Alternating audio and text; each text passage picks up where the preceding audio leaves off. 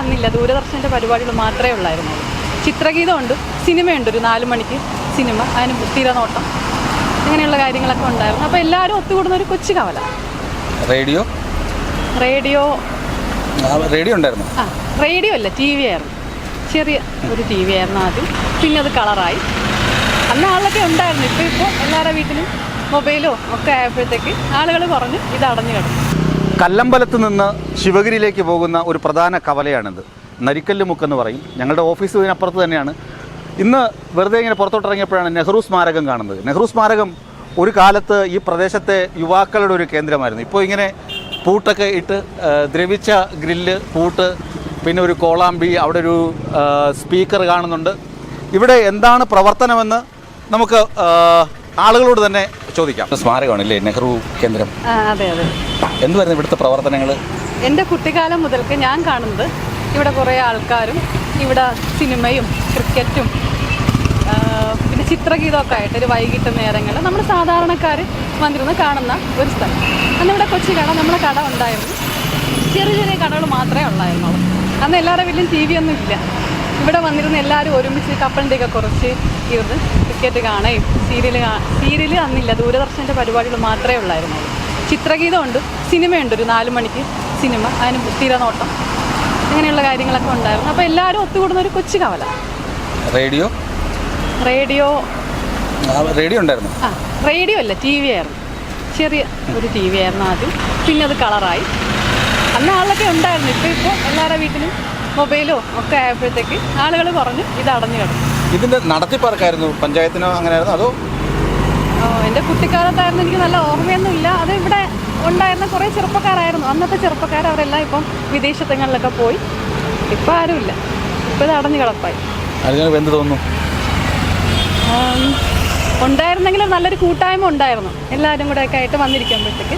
ഇപ്പം എല്ലാവരും അവരുടെ ജോലിയും തിരക്കും കാരണം ഓരോരോ കാര്യങ്ങളോട്ട് പോയി. ഇപ്പം മീഡിയാസൊക്കെ ഒരുപാടില്ലേ, എല്ലാവർക്കും വാർത്താവിനിമയ സംവിധാനങ്ങൾ എല്ലാം വിരൽത്തുമ്പിലാണ്. അതുകൊണ്ട് ആളുകൾക്ക് സ്വന്തം വീട്ടിൽ ഇരുന്നുകൊണ്ട് എല്ലാം കാണാം. മുമ്പത്തെ പോലെ നമുക്ക് ഞായറാഴ്ച തോറും കാത്തിരിക്കേണ്ട, ഒരു സിനിമ ഇറങ്ങി അപ്പോൾ കാണാം. മറ്റത് അങ്ങനെയൊന്നും അല്ലായിരുന്നു. ഞങ്ങളുടെ കുട്ടിക്കാലത്ത് ഞങ്ങൾ കുളിച്ചിട്ടൊക്കെ ഒന്ന് കാത്തിരിക്കും. നമ്മുടെ വീട് നിറയെ ആൾക്കാരായിരുന്നു.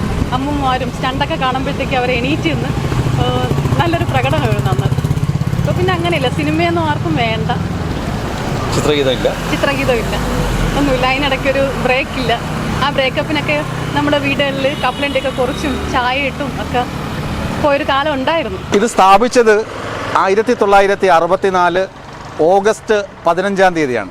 ചെമ്മരുതി പഞ്ചായത്തിൻ്റെ കീഴിലായിരുന്നു ഇത് പ്രവർത്തിച്ചിരുന്നത്. അതായത് ഞാൻ ജനിക്കുന്നതിനും ഒരു 14 വർഷം മുമ്പാണ് ഇവിടെ പ്രവർത്തനങ്ങൾ തുടങ്ങിയത്. ടെലിവിഷൻ വരുന്നതിന് മുന്നേ റേഡിയോ ആയിരുന്നു. അത് കഴിഞ്ഞിട്ട് പത്രങ്ങൾ വരുമായിരുന്നു. ആളുകൾ, അന്നത്തെ ചെറുപ്പക്കാർ, ഇന്ന് അവർ നല്ല പ്രായമുള്ള ആളുകളായി. കുറേ ആളുകൾ പിന്നീട് ടെലിവിഷൻ്റെ വരവോടുകൂടി ഇത് നടത്തിക്കൊണ്ടുപോയത് ഇവിടുത്തെ ചെറുപ്പക്കാരാണ്.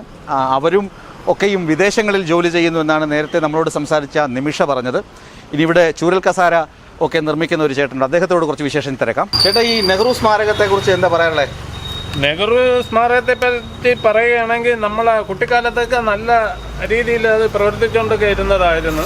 നല്ല രീതിയിൽ ടി വിയും ആൾക്കാരൊക്കെ അതൊരു ഇതായിട്ട് ഹരമായിട്ടൊക്കെ അവിടെ വന്നിരുന്ന് ടി വി കാണുകയും എല്ലാമൊക്കെ ഉണ്ടായിരുന്നു. പക്ഷെ ഒരു കൂട്ടായ്മ നഷ്ടപ്പെട്ടായിട്ട് തോന്നുന്നു. കൂട്ടായ്മ ഇപ്പം നഷ്ടപ്പെട്ടു പോയി. കൂട്ടായ്മ ഇപ്പം ഇല്ല. വേദം പറഞ്ഞാൽ കൂട്ടായ്മയൊന്നും ഇല്ല. ഇപ്പം എല്ലാം നഷ്ടപ്പെട്ടുകൊണ്ടിരിക്കുകയല്ലേ. ഗൃഹാതുരത്വം തോന്നുന്നുണ്ട്. ഇത് കാണുമ്പോൾ ശരിക്ക് ഞങ്ങൾക്കും കൗതുകമാണ്. ഞങ്ങളുടെ നാട്ടിലും ഇതുപോലെ യുവജന സമാജം ഗ്രന്ഥശാല ഉണ്ടായിരുന്നു. അവിടെ റേഡിയോയും പത്രവും ടി വിയും ഒക്കെ ഉണ്ടായിരുന്നു. ശരിക്ക് ഇവിടെ ഒരു ആലോചിച്ച് നോക്കുക, ഇങ്ങനൊരു പ്രദേശത്ത് ക്രിക്കറ്റ് കാണാൻ, ദൂരദർശനിലെ ചലച്ചിത്ര ഗാനങ്ങൾ കേൾക്കാൻ, ചിത്രഗീതം കേൾക്കാൻ, അതുപോലെ തിരനോട്ടം കാണാൻ ഒക്കെ ആളുകൾ കൂടിയിരിക്കുന്നൊരവസ്ഥ. കപ്പലിൻ്റെയൊക്കെ കുറിച്ച് മുതിർന്നവരും കുട്ടികളും എല്ലാവരും ചേർന്നിരിക്കുന്ന അവസ്ഥ. ശരിക്ക് ഇതൊക്കെ പുനർജീവിപ്പിച്ച് കൊണ്ടുവരണം. ആ ഒരു നാട്ടുകൂട്ടവും നാട്ടുകൂട്ടായ്മയൊക്കെ വരികയാണെങ്കിൽ ഗ്രാമവും നഗരവും ഒക്കെ സജീവമാകും.